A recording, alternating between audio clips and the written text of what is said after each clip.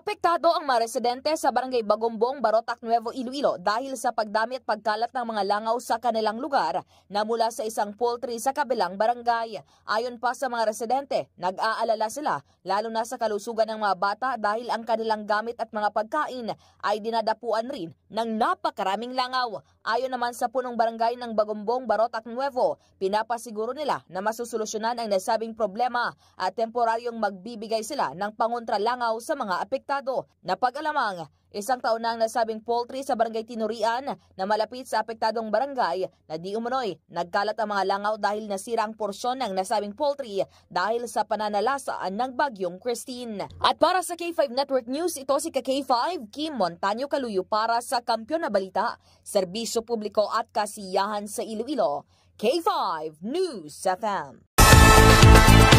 Ang ining balita ang ginadulong sa inyo sang DTX Coffee Mix. Himo sa natural nga sangka pareho sang Amarcuso, chia seeds, sugared cane extract powder. DTX Coffee Mix. Nakakapi ka na, naka-detox ka pa. DTX Coffee Mix. Mabakal sa mga butika.